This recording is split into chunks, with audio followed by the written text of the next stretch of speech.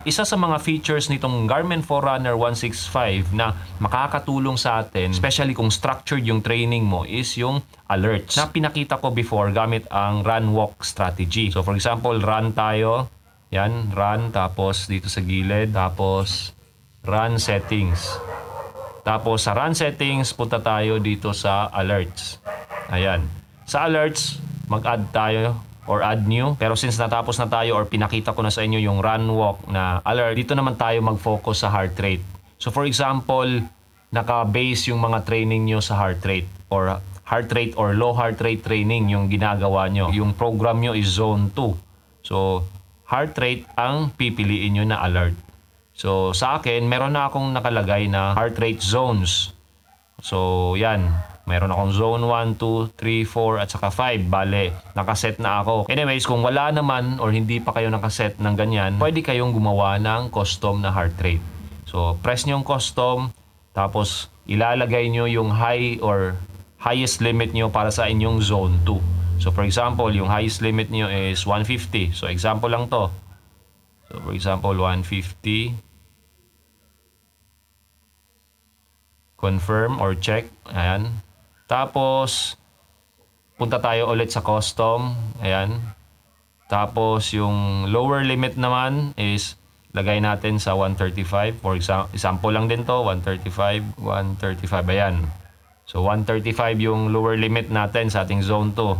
As an example. So, yan, makikita na natin. Now, kung for example, sa pace naman kayo naka-base or gusto nyo i-alert kayo ng relo nyo, kung yung pace nyo hindi na akma sa inyong training program, pwede rin yan.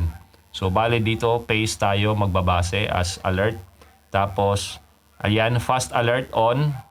So, for example, yung fast alert nyo is, sabihin na natin, dapat or around 5 minutes per kilometer. Ayan. Fast alert. Confirm. So, ang slow alert naman, on natin. Tapos, yung ilagay natin, for example, 6:30. So, dapat hindi tayo, or yung 6:30 yung slow alert nyo. Yan, confirm lang natin. So, bale, meron na tayong pace na alert na dapat within 5 kilometer to, or 5 minutes per kilometer to 6:30 per kilometer ang range nyo. So, pwede nating i-delete tong heart rate muna.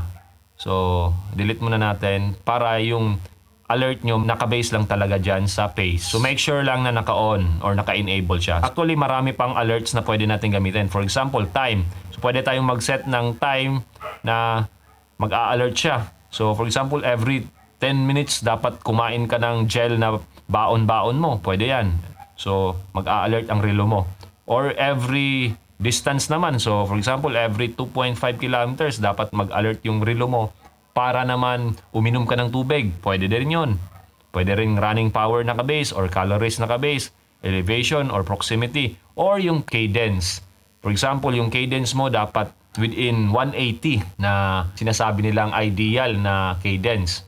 So, set dito o iset natin dito to 180. Ayan. Confirm. Tapos, iset naman natin yung low alert. So, bale, mag-a-alert siya kung mababa sa 170. For example, 170. So, dapat hindi bababa sa 170. Confirm. So, meron tayong cadence na alert. 170 to 180.